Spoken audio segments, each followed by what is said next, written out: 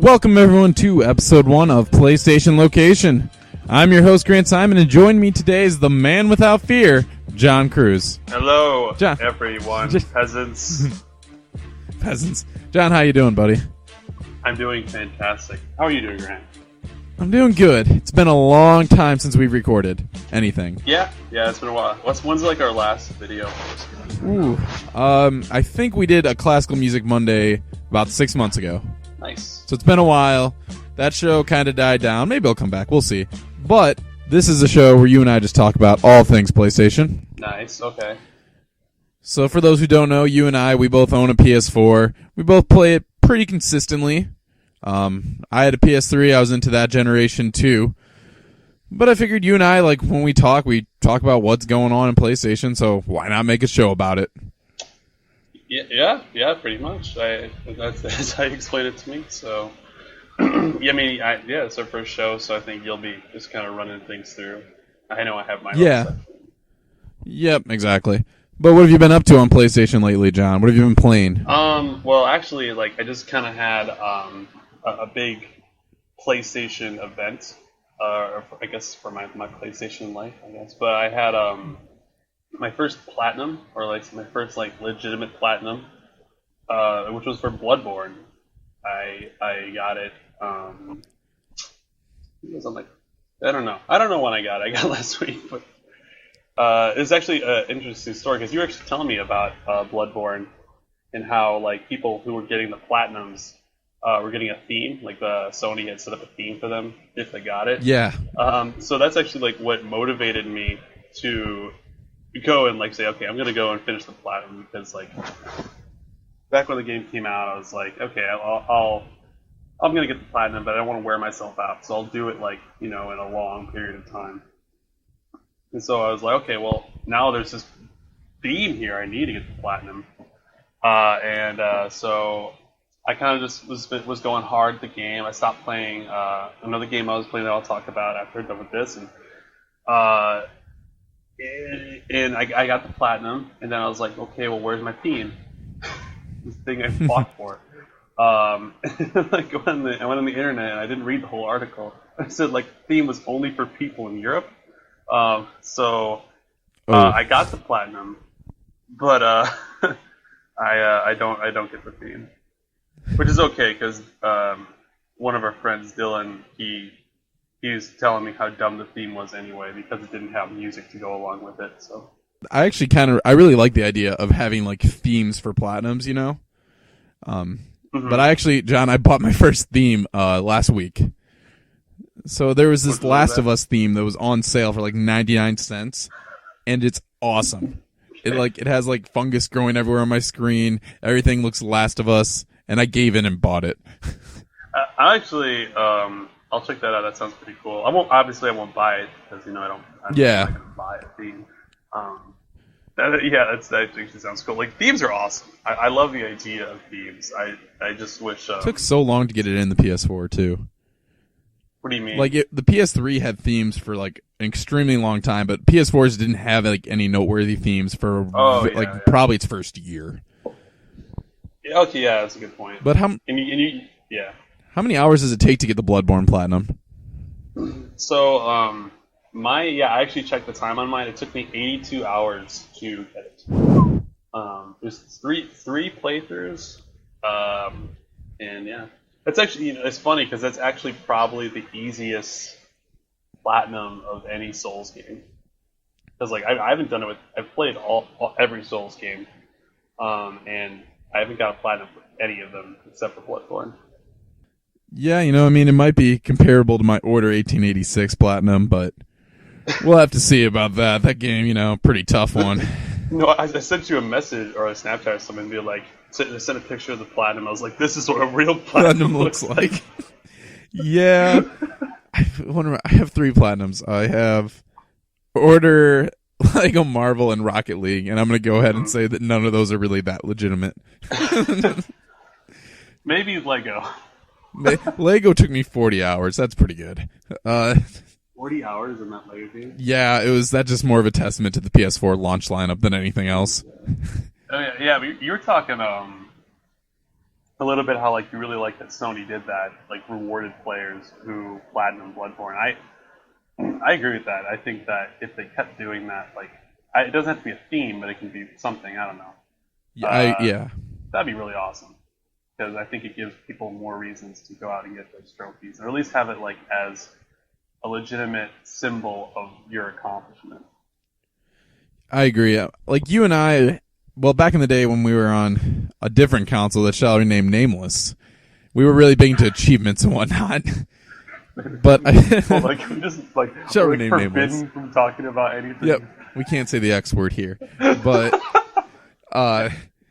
we used to be really big into achievements. I feel like with trophies, kind of, I look at them and I get the ones that I think I would want to get, but I'm no longer like gonna go rent, Avatar: The Last Airbender and get my platinum in 2 minutes. I'd probably pass that. But last week I ended up beating the unfinished Swan. Okay. And you and I I gave you impressions earlier, obviously not on the show, where I thought it was just kind of like a crappier journey. And I'm still going to stick to that, but I did enjoy the ending for what it was worth. It only took like 2 hours, all said and done. I wouldn't buy the unfinished Swan necessarily. I think the gameplay just kind of felt really lackadaisical, and it was okay. But, got a PlayStation Plus, no complaints. Did that come out after Journey? I'm just... It did, and the only reason I know that is because there's a Journey Easter egg that I found, like a hardcore Journey Easter egg I found in the unfinished Swan. So I'm almost positive, and watch us be wrong and everyone be like, do your research. But I'm almost positive that this version came out after Journey. Oh, okay, no, actually, I know what Easter egg you're talking about. That shows Journey. Okay, yeah, I know what you're talking about. I mean, I kind of have the same feeling about it. I really liked the beginning, because for those who haven't played it, like the game starts and the idea of it is you're in this world that is just completely white, and that in order to navigate the world, you have to put like paint on it, so you can shoot little balls of paint. It colors the world. Well, you don't color it because it's all black. But like that idea was really good. It's just as the game goes on, it tries to introduce concepts and new like gameplay mechanics that I didn't think were like near as good as the first original concept idea.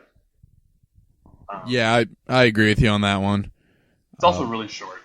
It is. That's the thing. Like, it's hard to. It's like I could tell people like don't play the unfinished Swan, but you know what? It's 2 hours. It's not that bad. It's unique. I'll give it that. I haven't seen a game like that ever.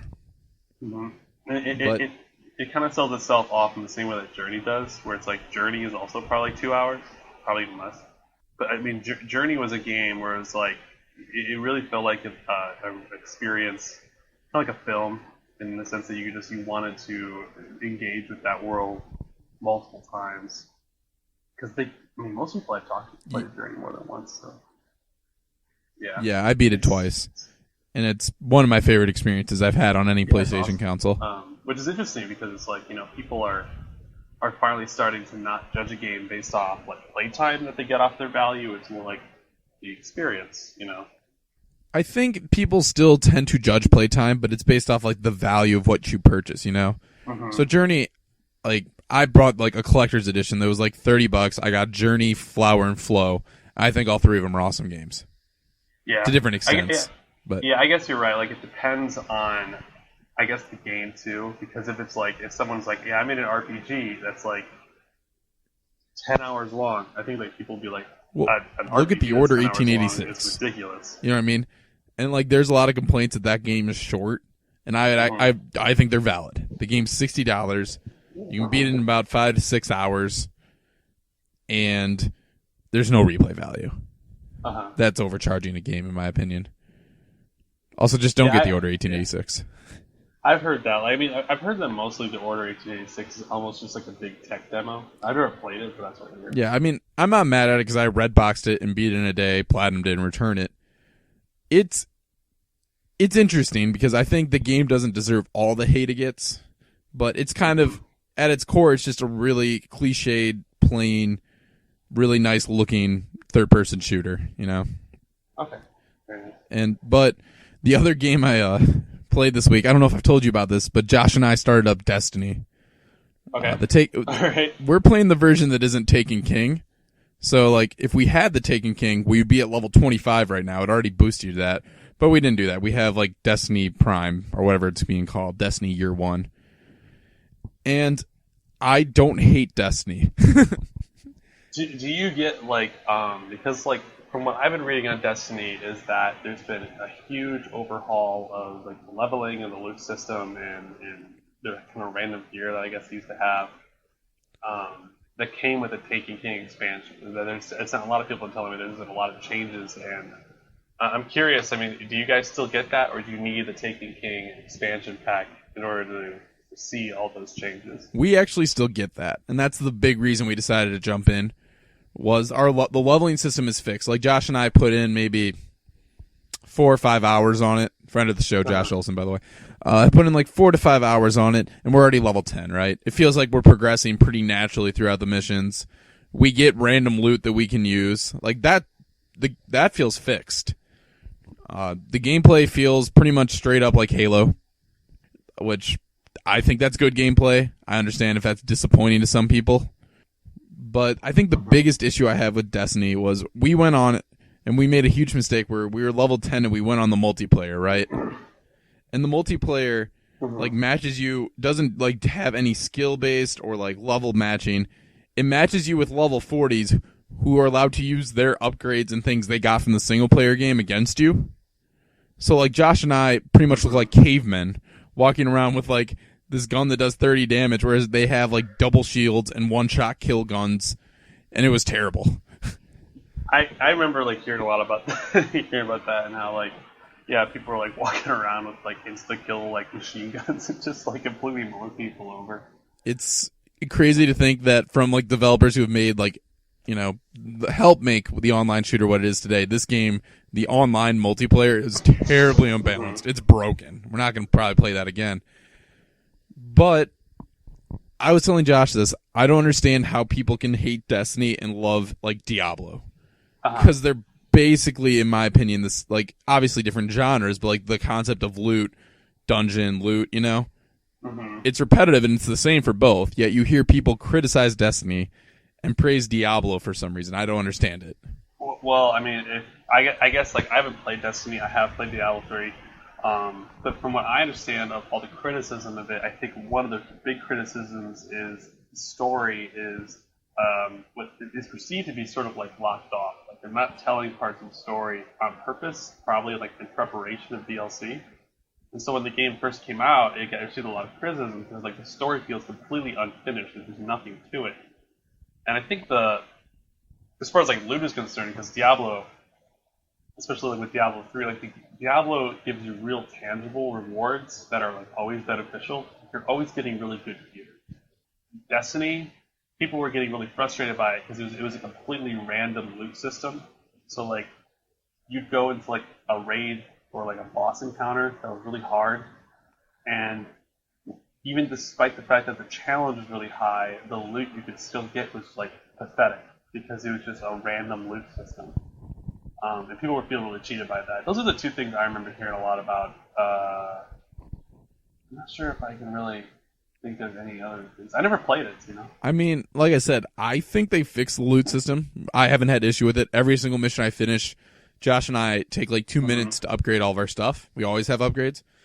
And there isn't boring Peter Dinklage in it either. Nolan North actually sounds like a voice actor who, you know, his character is like most of what you hear in the story. And it's interesting. I can't really comment if the story is, like, underbaked or not, because I only played, you know what I mean? We're still probably in the first third of the story. I looked it up, kind of like a mission, like how many missions there were. Yeah. So, but we plan on keep playing Destiny. Yeah, I mean, that's what it sounds like. It sounds like it's becoming a lot better game. I remember when Bungie first announced Destiny, they were talking about how it's going to be a 10-year project or something along those lines. And it sounds like they're making it a better experience overall. I'm probably not going to get into it. I'm not very big into, like, MMOs, and that's exactly what Destiny sounds like as an MMO. Just in a first-person shooter format. It is. But I mean, I think that's interesting that it's finally becoming a better game.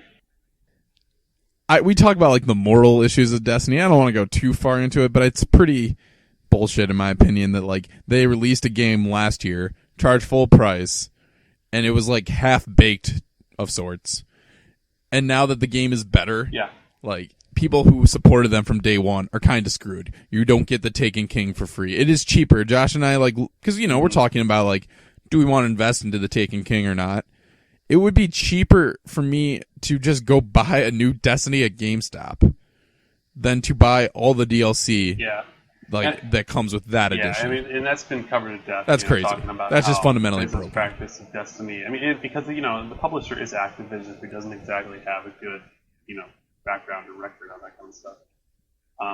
It's clearly, you know, it's very shady. It doesn't reward people who have been there since day one in any real tangible way. Besides, like, they said, like, they're going to give them like little like skins or like dances, and like apparently dances in Destiny is actually like a big thing. But still, it seems like little, like very little to give people who have committed to the experience since day one.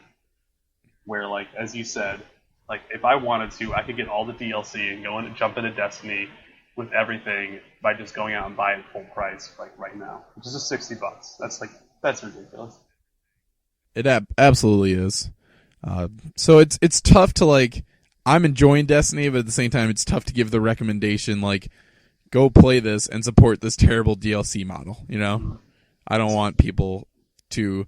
like, the expectation to be $40 DLC or buy my game new again. Yeah. Especially as time goes by. I mean, this is just the first big DLC.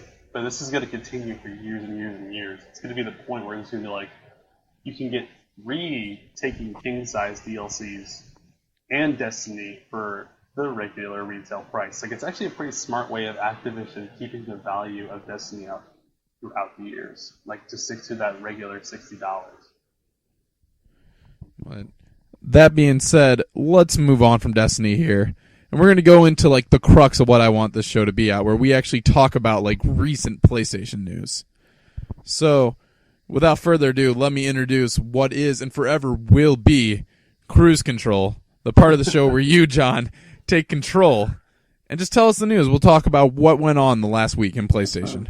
Yeah, I was trying to think of some sort of, like, introduction I could do to Cruise Control. See, when I like thought of the name Cruise Control for, like, our news segment, for those who don't know, Cruise is John's last name. I, like, had this, like, stupid, like, little thing in my head where it was like this catchy, like, Cruise Control, and then, like, Swamp. I'm thinking we should just have, like, just cars sound like and then, like, ooh, I like if that. it's like PlayStation, that. We can, like, interlace that with that I don't know, PlayStation sounds that people know.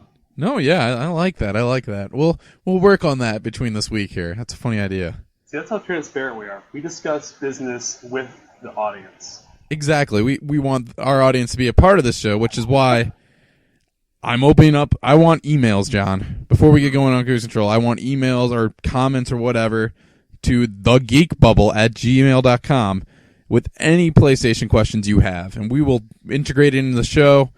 I want this to be just as open to the audience as it is for me and you. Yeah, that sounds good to me.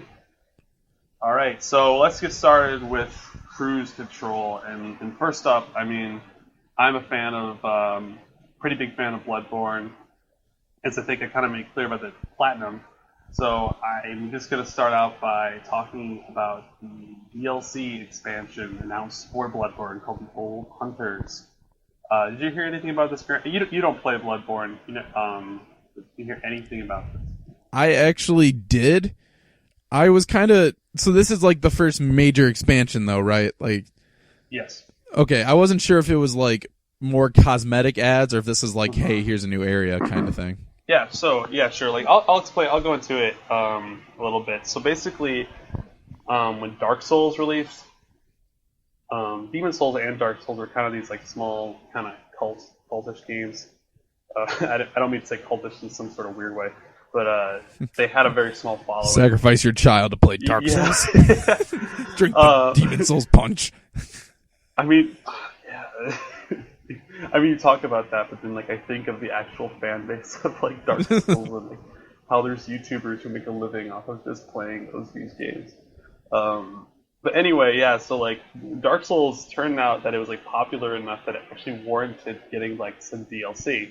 And so there's this one DLC called Notorious of the Abyss that was released, and it was pretty much like one of the most critically acclaimed DLCs ever. It was really, really good. It was huge, and it had a lot of content it offered. And it was the only one it ever got. And then Dark Souls 2 released, and Dark Souls 2 had a ton of, like, I think 3 DLCs released. And those are all, they weren't near as well, like, reviewed and lauded as the original Dark Souls DLC, but, you know, they're fair enough. And so this is Bloodborne's first, and it's going to be its only DLC they've announced. They have nothing planned after this. Yeah, it's called The Old Hunters, and to kind of talk about it without being spoilery, it seems like the main idea behind it, and they've given very little information, but the main idea behind it is probably in the world of Bloodborne, looking at some of the first hunters of the world of Yharnam, and hunters are the people you play as. Looking at some of the first hunters that ever existed, and something's going on with them, and there's some weird stuff and some characters you've probably heard about in the game that you're going to see this time. They said there's going to be all new locations, bosses, weapons, armor. There's a whole bunch of new stuff. It's going to be pretty. Hopefully, it's going to be a pretty expansive DLC because they're charging $19.99 for it. So $20 DLC hopefully has a lot to it. So here's my question: is I'm looking at this news release and I'm noticing that there's a re-release coming up. So do you think like this re-release, I'm assuming comes with Bloodborne, comes with the DLC, you think that'll help get interest back into Bloodborne? Well, it's kind of weird because the Dark Souls, we talked about the Dark Souls DLC and how that Dark Souls got one DLC release, but like kind of like paralleled along with that, they also released a PC version of Dark Souls. And the PC version just kind of came with the DLC. And this one, I mean, Bloodborne's exclusive to PlayStation. Okay. It's not gonna go to PC. That's just not gonna happen.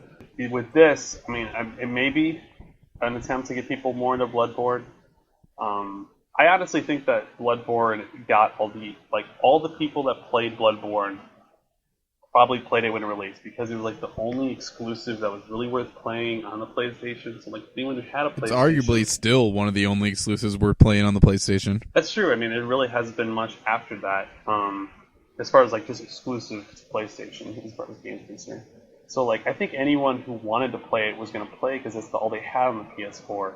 This is just like because if you look at it, like the Bloodborne, the Old Hunter Edition, it's like it's got the game. It's got another disc. I don't even know what that is. I have a feeling it might be like the Old Hunter DLC like attached to it. I don't know. And then it's got what looks like the complete soundtrack or like some sort of guide. So it really just looks like it's more just like a collector's edition. I tell you what though, I'm gonna say right now, if this disc is like, if this like bundle is $60 standard at like a GameStop or something, I personally might look on getting into Bloodborne. Mm-hmm. You know, a lot of people I think were kind of like, oh, that game looks hard, that looks intimidating, but over time, like the positive reception built up pretty well for Bloodborne. And for people like me, this might be a good way to get back into, get into it actually, not back into it, into it. I mean, so. Yeah, I mean, I don't want to like be this whole thing of selling Bloodborne, but I think Bloodborne is really easily one of the best games in this year. I think it's the most accessible Souls game of any of them. So it's like if you want to like try to get into the series, it's not easy. I mean, they're not easy games. If you want to try, I think Bloodborne is the perfect starting point. And I think this honestly, like I love the DLC for the first Dark Souls, and I think this DLC is probably going to be fantastic because it's got a really good Hidetaka Miyazaki, a really good game developer who's always been so on point, and I think this is probably going to be excellent too. And just a few other things before we move on. You can actually look at some of the stuff they have introduced. What they don't announce anything; they just kind of show it. And some of the weapons here that they're introducing are kind of crazy. And one of them I thought looked kind of funny was just like it's basically a chainsaw, which is, I mean, what's so cool about Bloodborne is that despite the fact it's kind of built in Victorian times, they're willing to introduce weapons like a chainsaw, or in the original Bloodborne, like one of the weapons is literally a wheel. Like you hit enemies with a wheel. And I'm really interested to see like what other weapons they have, because they said there's gonna be like 13 weapons, which in Bloodborne there's already only like 15 weapons. So like that's huge. Like that's like doubling the weapon count already. And just to clarify, it looks like the DLC digital release will be November 14th, 2015. So people have a while, maybe before it comes November out. 24th. 24th, I'm sorry, Yeah. misread. Yep, So yeah, it looks really cool. I'm looking forward to it, and we'll definitely keep up on that. Honestly, like when it comes to it, I'll probably play it and we'll talk about it on the show. So, moving on, Grant, I kept this in here because I was talking about Bloodborne, and I was like, I don't want to just leave it to the exclusives that I love. So okay, we have a little bit of Uncharted 4 news. I love my Uncharted games. So back then, not back then. So I think earlier this year, Uncharted 4 got delayed to 2016. Which isn't surprising to anyone who followed that game development. Yeah, and so I mean, and since then there's been a lot of news that's come out about Naughty Dog. There's rumors of Last of Us 2, which is basically confirmed at this point, and sort of like details about Uncharted 4's development. So right here, Naughty Dog has finally kind of opened up and talked about why Uncharted 4 got delayed in the first place. And according to Neil Druckmann, who's the creative director on the game, he said that it really was more to get the ending right, which I'm assuming is just like the last section of the game, or some sort of it might be like the writing, but what they say is it's literally like the very last scene is something that they put a lot of time into, and then like since they're ending this, what is it, this trilogy? No, it's not a trilogy anymore, it's 4 games. Since they're ending this series, that they wanted to get it as perfect as they possibly could. So they delayed the game. What I will say about this is this reminds me a lot of when The Last of Us came out. Uh-huh. I saw interviews that Neil Druckmann, yeah, where he talked about that like Last of Us had a 6-week delay, right? Uh-huh. And he talks about that delay is what made Last of Us from a pretty good game to the game that we now think of it being. Uh-huh. That they were able to tweak stuff, they tweaked the ending, they like just fine-tuned it to make it like what we know The Last of Us to be. So if my personal feeling as a fan of Uncharted is, please take all your time to get Uncharted 4 perfect. Yeah, I basically agree completely. I never see delays as a bad thing. Like, I think delays is just a way of a game to only be better. And so, I personally, like, when I saw that, I was really satisfied with it. I'm glad that they're kind of taking, like, hey, they're basically saying, hey, this is a really important series. Uncharted has kind of become an icon for not just PlayStation, but kind of gaming in general. And so if we're going to end it on this note, we really have to do it, that justice and have this perfect ending, which makes me super excited to see the ending that apparently deserves a delay. I'm curious if, and this is total speculation, but do you think they'll kill Nathan Drake? Do you think that's what the ending is like this perfect death scene for Nathan Drake? I'm going to guess the way it ends is I think they want to satisfy the fans. So I think what it's going to end is they're probably going to have Nathan have a 3-way with Chloe and Alana. Alana's from Hannibal, John. But that's... From Hannibal? Yeah. I was trying to remember her, like, that girl's name. Alana's a Hannibal character. The blonde reporter. That Sully just watches on. Yeah, Sully's just going to be smoking a cigar, and it's like, yeah, Drake, And then Tenzin shows up because, we need a Tenzin cameo. I like to imagine he's watching. He's like, Nate. I mean, we all know he's really going to be like, hola, hola. Oh, damn, so much you're talking about Tenzin. Tenzin, the character who does not speak English. Yeah. The true star of Uncharted 2. I love Tenzin. It's like he never spoke a word of English, but he had like a really good following for some reason. Like everyone really liked Tenzin. I think he was my PlayStation icon for like 2 years. I love that. I don't know. Yeah, he was so fun in his little cowboy hat. I love it. So yeah, I mean, kind of ended. Uncharted 4 is so far it's slated to release March 18th, and if you can't wait, if you need some Uncharted action before that, they just released the Nathan Drake Collection, which is a HD release of the first 3 games. So Yeah, when it get comes on to the that. beta too, that's why I thought about getting it, but I'm just gonna hold. I've done a thing where I've intentionally not looked at Uncharted 4 footage Hmm. from when they announced it. I was like, okay, I don't want to know anything more about this. So you haven't seen the E3 demo that they played? I have not. I am intentionally. The only thing that I know, and I know this is from the demo, someone told me about it, is that Troy Baker plays Nate's brother. Okay. But that's all I know. I have not seen any gameplay footage. They announced it, and I'm like, I'm going to buy Uncharted 4, so I'm just going to keep everything as a surprise. Yeah. I won't spoil it for you, but it looks awesome. All right, moving on to another series that's very dear to Grant's heart. Shenmue 3. Oh, yeah, I love Shenmue. It's not like that game is, older than me. So I mean, I think most people who are PlayStation fans know about this, but basically Shenmue was Shenmue 1 and 2 were these games on the Dreamcast, way back in like the late 90s, early 2000s, I think. And I mean, from what I looked up on them, a lot of people call them like the progenitors to like modern Grand Theft Auto games. When I look at them, they just look like the most boring life simulators that you could possibly have. But I never played them, so I don't really know. But anyway, in E3, the Shenmue director Yu Suzuki came out and basically announced a Kickstarter, at a Sony E3 press conference, weirdly enough, for the third title in the popular Shenmue series. And so that Kickstarter went through. It made millions of dollars on the Kickstarter, and now Yu Suzuki has kind of come out and said that Shenmue 3 could use a little bit more money. It's not like you got the world's, record-breaking Kickstarter on a Sony platform with everyone in the video game industry looking at you. Yeah. Oh, wait, you did.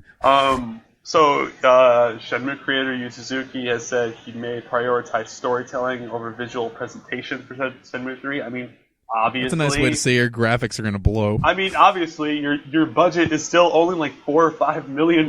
It's not like that's like pittance for like a game budget, which is usually like in $80 to $100 million or even more than that. The fact is, when I look at this too, and like I see him already asking for more money after the Kickstarter, this kind of, in my opinion, has the making of like a Kickstarter nightmare. All eyes are on him. This is a franchise that's been dormant for a long time. Apparently people wanted. Apparently, but like I would be nervous if I backed this, and then the creator's like, "Well, we could use more money." Yeah, I mean, I'm not denying that like there's a fan base for this because like if you watch the E3 press conference, I mean, there was clearly a large reaction to that game being announced. I mean, there's clearly people who really want to play this game.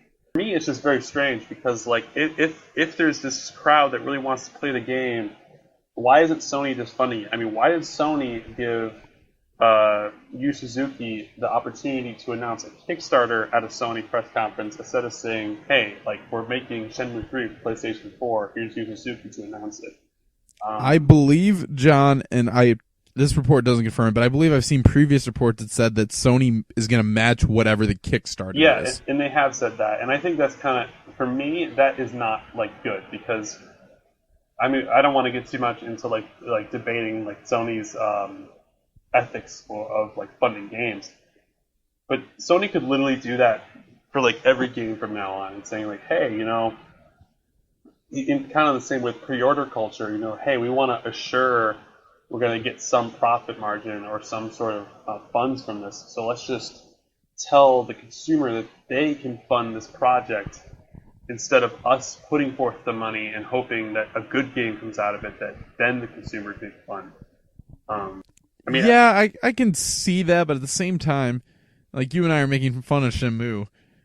I'm just wondering if they did this to see if there was a demand for Shenmue. Mm-hmm. You know, that like it's supposed to like using it to save money.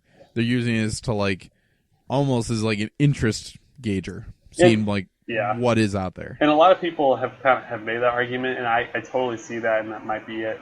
For me, it's just like it's one of those things where it's like you got to be careful about it because this could totally open the door for not just Sony but other developers and publishers to do the exact same thing, and it could be kind of the same thing with pre-orders. Like it's just a really, really bad trend that's kind of come on in the game industry that no one wants. I'm all for Kickstarter. Like I love Kickstarter. I don't like it when a game clearly be funded in the first place and they go to Kickstarter instead just to get a little bit more money out of us. So, but we'll see. We'll see. I mean, it totally could. I'm probably just being cynical. It totally could be everyone's in the right place. They're just trying to get a really good Shenmue game. Which we probably won't even see the Shenmue game 2017, 2016, or 2018, I'm sorry. Like, this development is far off. We probably won't see this for a long time. Mm-hmm. Yeah, it's definitely still in very, very early stages, and we'll just have to see, We'll have to see what comes about it. I'm personally, I'm not very excited for Shenmue 3 because I've never played it. But, whatever. All right, well, so let's move on to our next bit of news, and this isn't official news. It's a rumor. PS4 might be getting a $50 price drop. Possibility, but according to a Target product page, there's a suggestion that there will be a price cut in North America. There already has been a price cut in Japan, and I think I saw an interview where Phil Spencer, head of the X Word, talks about these like, I'm pretty sure that we're expecting a price cut in North America this year. So this news isn't terribly surprising. Do you know if that price cut has already taken place in Japan yet? Because I know it was like a few weeks ago that they announced that there's a price cut for Japan. I'm wondering if that actually happened. Yeah, I believe that the price drop's already in effect, and that it basically is the equivalent of $50 US. Okay. I'm not expert on the yen conversion, but I think I saw a report that's like this is about a $50 drop. So in America, you'll probably see a $50 drop. Yeah. I mean, and so like right now, the evidence that we have leading towards this is there's a Target product page that basically says that there is a $50 price drop on the PS4 that comes with the Nathan Drake Uncharted Collection bundle for the PS4. Right now, Target is running like a limited time promotion where it's giving away like $50 gift cards per person of the PS4. So that kind of already suggests that they've definitely like brought down the value enough for the PS4 to warrant $350. I don't know. I tell you what, though, if Target is offering a deal on a PS4, that will be a $350 PS4 plus the gift card plus the Nathan Drake collection. I think that's a heck of a good deal, especially for people who never had a PS3 to play Uncharted. Yeah, definitely. I mean, I personally, I love, we're going back to Uncharted a little bit. I love that there's an Uncharted collection at all. Like, I think that was a great idea for anyone who was in the previous generation with the console that shall not be named and would like to play the Uncharted series. I think it's a great idea. Yeah. Honestly, people are so quick to condemn HD remakes, I never understood it. My view has always been, like, why not allow more people to have access to these games that obviously have a legacy? And yeah, it's an easy way to make money, give this game to someone just to touch it up and make it look nice. I never understood, like, why people are like, HD remakes are ruining our industry. I mean, that's just a bunch the of movie bullshit. Industry does the exact same thing. Like, they re-release movies all the time. There's probably, I'd say probably like at least 10 re-releases of The Wizard of Oz. This is going to be a thing. And I think it's a good thing because it's good to keep. It not only does it boosts the monetary value of a game that is received critically well, because like obviously they're not going to start making HD re-releases of Call of Duty games. It's more like a game that doesn't do very well when it starts, but gets like a nice HD re-release over time. That makes a game that gets critically lauded more, I'd say, like appealing to publishers.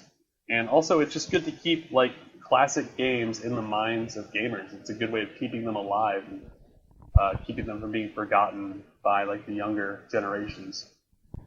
I'm all for them HD remakes. And it's not like, I just want to throw out this other thing too, because I don't want to like belabor this point. But it's not like when you have like, example, Uncharted 1, 2, and 3 being HD remaked, that affects Uncharted 4 at all, right? Well, it's a completely different studio. Like HD remakes, exactly. HD remakes don't affect, like in my opinion, current projects. So like Dishonored 1 is getting a remake for later this year. Dishonored 2 is being made by the studio, you know, the actual development studio. So, like, when you hear people like, you know, we're losing our games because they're just HD re-releasing, that's a lie. Which, I mean, you could argue that, you know, why are they having these really talented studios make HD re-releases instead of, like, making original games? But, I mean, most of these studios aren't that talented in the first place, so. I mean, you're right. I'm not trying to, like, talk shit about studios that make HD re-releases. There's plenty of studios that made them. Well, I mean, it's not a. I mean, Blue Point did the Uncharted collection. It's not a shocker to say that Blue Point is not Naughty Dog. With all due respect to people at Blue Point Studios, it's their. I'm not trying to say that every single HD re-release company that's ever made, every developer that's ever made HD re-release is automatically just a bad developer. So we can only give them a good game that needs the HD upgrade. Like, I'm not saying that. It's just interesting. It's an interesting conversation. But this is the cruise control, and we got to keep things going. True. Speaking of re-releases, so nice segue. So thank you. Let's talk about the. We're talking about Super Meat Boy. So there, a few months. Super Meat Boy was announced for PS4. For anyone who doesn't know, Super Meat Boy never actually made it onto the PS3. It was this nice X-Word console thing. X-word, bleep it out. It was this little indie game that showed up on the console that shall not be named, and it was just really, really critically praised for being this extremely challenging, quirky platformer. Did you ever play Super Meat Boy, Grant? I did not know. Of course you did, because I played the you demo, would never play the console that and it was shall super not be hard. named. Exactly. That's the reason why I never played Super Meat Boy. So anyway, Super Meat Boy is finally coming to the PS4, and as a way of Sony saying, guys, we're sorry, we suck. How did we not possibly get Super Meat Boy PS3? We're gonna give it to you for free on PS4. Yeah, as part of PlayStation Plus in October. It's one of the PlayStation Plus games for this month of October, along with Broken Age and I think a few others. Yeah, which looks really intriguing, honestly. I'll play Broken Age now that it's offered for PS Plus. Both of those games. I still wish they had a little bit better lineup on PS Plus. That's a different conversation. But anyway, one little caveat about Super Meat Boy is that the original soundtrack that was like part of I think the appeal of a lot of people playing that game is not going to be in the PS4 release of Super Meat Boy. And then basically Team Meat, the developer behind it, has replaced the soundtrack with a completely different soundtrack. Which, I don't know. How do you feel about a re-release of a game in a way getting a completely different soundtrack? I think I saw a statement from the guy who did the soundtrack for Super Meat Boy years ago.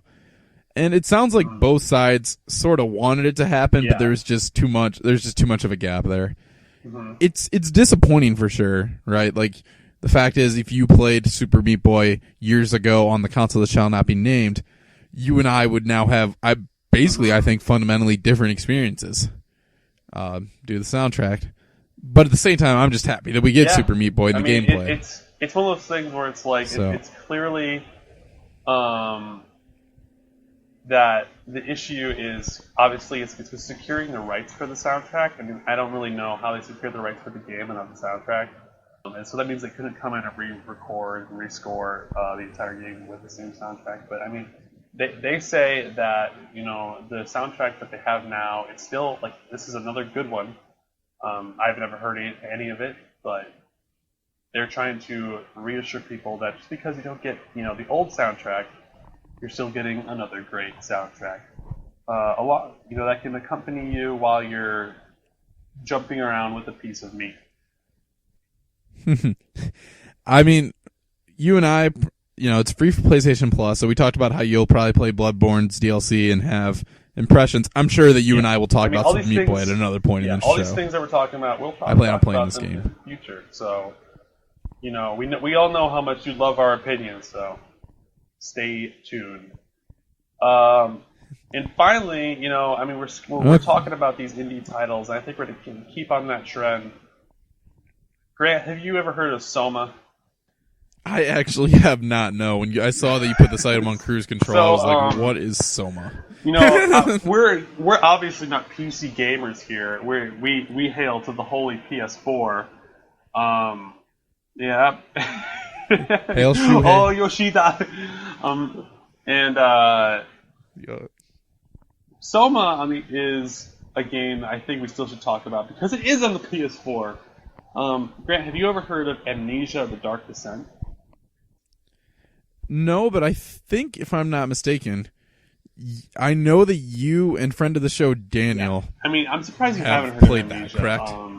Have you heard of... I know you have heard of Outlast. Yes, Outlast I've heard of just simply because, again, we talk about PlayStation Plus. Yes. It was one of the first PlayStation Plus PS4 games.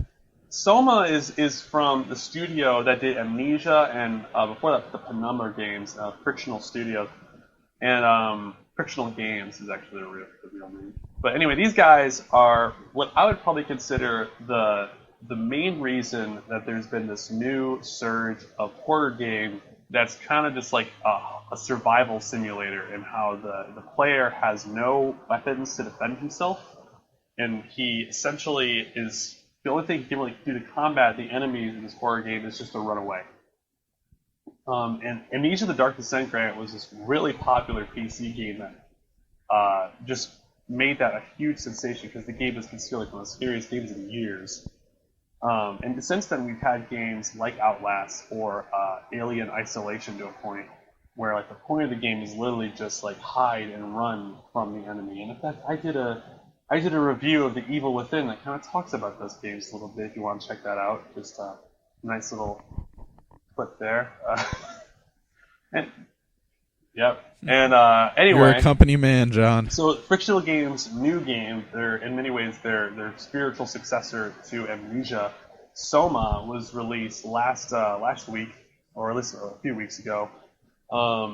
And it's released to I wouldn't call it critical praise. It's definitely positive praise. And it's one of these games where where Amnesia was based in Victorian times. Okay, I got a funny story I got to tell you here. Uh-huh. So I was gonna look up Soma's Metacritic score, right? And I typed in Soma, and the first thing that comes up is ladies' lingerie. So. Just letting you know the size of this game. I'm sorry to interrupt the cruise control. All right, well, only ladies' lingerie can stop the cruise control. But it keeps going because the reason we're talking about Soma is that it's been released that Soma has sold 92,000 copies. Which, if I sold 92,000 copies of my mixtape, I think that'd be a lot. But according to Frictional Games, that's enough to pay the bills for 2 years. And they'll actually need to sell 3 times that amount to actually recoup on the development costs. Now, Grant, here at the Cruise Control, we do not believe in math. But I'm guessing that's around 400,000. We'll call that the M word. In order to make the money back on one, it's really an indie horror game. It is still a small release. So, what do you think about that? The fact they need to sell around 400,000 copies in order to do well with this game? Well, I think a couple things here, John. First off, I think it's promising. I think 92,000 copies in 10 days is actually pretty solid for an indie developer. So it's promising to me that you see like these horror games keep selling, whereas like AAA horror experiences like Dead Space and Resident Evil are all but dead because horror did not sell, right? So that I'm actually, pleasantly suprised. I'm curious about this. I'm curious if this is going to be a game that like gets the word of mouth. 10 days, 100,000 copies, so 400,000 copies in its lifetime, I'd imagine, would be able to sell. It's interesting, though, that I've never even heard of this game, yet it has a pretty positive reception on Metacritic.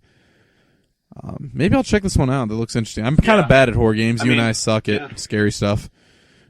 But I'm pleasantly surprised to see that like there's still a demand out there. Yeah, I'll talk about for scary video games. From my experience, so I think Amnesia is a great game. I really love that game, and I like most of the games that are kind of coming out of this. Like I really love Alien Isolation. I thought Outlast was alright. It was okay. I didn't love it. I was really excited for Soma. I've heard about its release for a while, and I'm still really excited about it. I plan on playing it eventually. And I'm kind of right with you, Grant. Like I think right now horror is especially after the cancellation of PT, horror is with the smaller developers right now because I think horror is something for some reason that big publishers just aren't willing to invest in anymore. For some reason they don't think it'll sell well. Horror games have been completely, almost exclusively reduced to indie development. But yeah, for me, it's a good sign that Soma is making money, that people are interested in them, and I hope that they get their money back. I think they will. I think they'll be fine. But I just thought it was an interesting conversation to kind of bring up. And yeah, it's cool. And tell you what, our show's running a little bit long, so I'm just going to throw out another call for emails or comments or whatever you guys want next week so we can integrate that in the show. But we're going to do a little bit of a wrap-up here. So, John, where can the good folks find you at? You know, I don't know. Where can they find me at? I don't want them to find me. Well, they could. They don't stay off the grid. If John you doesn't have exist. An email for me, just email me at the Geek Bubble at Geek Bubble at thegeekbubble@gmail.com, and I'll respond to you on there. I'll stick through with the Geek Bubble. Send messages to the Geek Bubble YouTube page. I have a Twitter. I don't tweet, so you can go look at my blank Twitter if you want to. Okay, So we'll tell the people to follow you at John Cruz. I don't know. Just for the sake of it. You I'm looking at it right now. I have no idea what your Twitter is. That's funny. Like, check up with the Geek Bubble every week, and you're following me. That is my life. You're so devoted to this company. People can find me on Twitter. I actually tweet. GKSimon295. My PSN is Stony_Tark. Mine is and John, what's yours? Fup. No spaces, and then Fup is just FTT. Okay, so please subscribe. Follow us on Twitter, all that good stuff. Thank you for listening to the first episode just before we go, PlayStation. I think this is a pretty good first episode, and I think we're gonna have to probably start introducing a prizes system. So, what kind of prizes can we offer our listeners? Like I said, we're transparent, right? We gotta. I tell you what, I will allow the first person to send me a friend request with the title Geek Bubble to play any PlayStation game that I own with them. That's like the prize. I'm the prize, John. So, with that, this is Grant, and we're signing off here.